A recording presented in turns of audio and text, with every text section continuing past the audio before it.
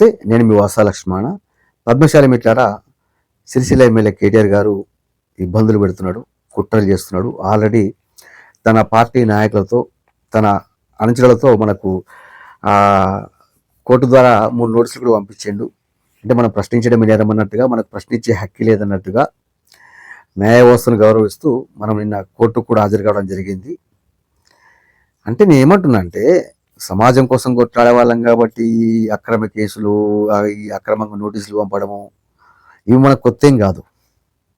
కానీ మనం చేసిన తప్పేంటి అనేది కొద్దిగా మాట్లాడుకుందాం ఇట్లారా. మరి ముఖ్యంగా సిరిసిల్ల పద్మశాలి సమాజం ఒకసారి మీరు ఆలోచించండి. ఎందుకంటే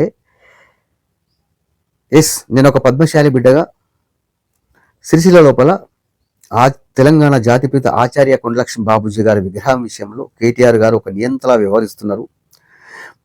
బాపూజీ గారి విగ్రహాన్ని పద్మశాలి సంఘంలో చేయించి దాదాపు 3-4 సంవత్సరాలు పెట్టినా సరే ఆయన విగ్రహం పెట్టనించడం లేదని చెప్పి బరాబర్ వచ్చినాం. ఒక పద్మశాలి బిడ్డగా అక్కడ పద్మశాలి సమాజాన్ని ఏకం చేసి పద్మశాలి సమాజాన్ని ఏకం చేసి అక్కడ కొండలక్ష్మి బాపూజీ గారి విగ్రహం పెట్టేలా పోరాటం చేసినాం. ఇది మేము చేసిన తప్పిదమా? నేత కార్మికుల సమస్యలపై నిరంతరం పోరాటం చేస్తున్నాం. ఇది మేము చేసిన తప్పిదమా? అక్కడ పద్మశాలి సమాజాన్ని ప్రభావితం చేస్తున్నాం, చైతన్యం చేస్తున్నాం. అత్యధిక పద్మశాలి జనాభా ఉంది కదా అక్కడ. ఎన్నాళ్ళు కేటీఆర్కు ఓటేస్తారు? ఎంతకాలం బానిసలుగా ఉంటారు? మీరు అధికారం అందుకోరా అని పద్మశాలి సమాజం చైతన్యపరుస్తూ కేటీఆర్ గారికి ఓటు వేయకండి అని చెప్పినాం. కేటీఆర్కు ఓటు వేయకండి అని చెప్పినాము. చెప్పడం మేము చేసిన నేరమా?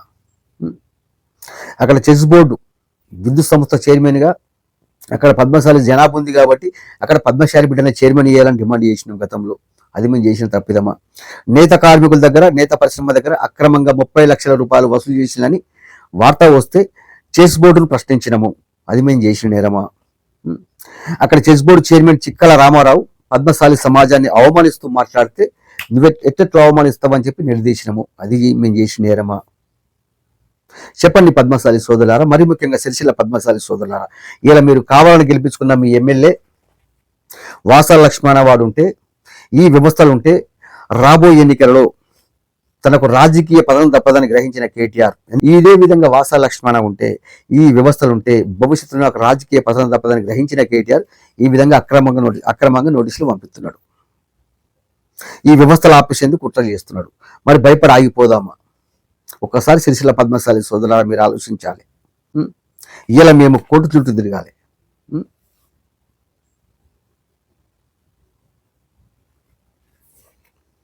ఎప్పుడో ఒకసారి మార్పు రావాలి పద్మశాలి సమాజమా, సిరిసిల్ల పద్మశాలి సమాజమా.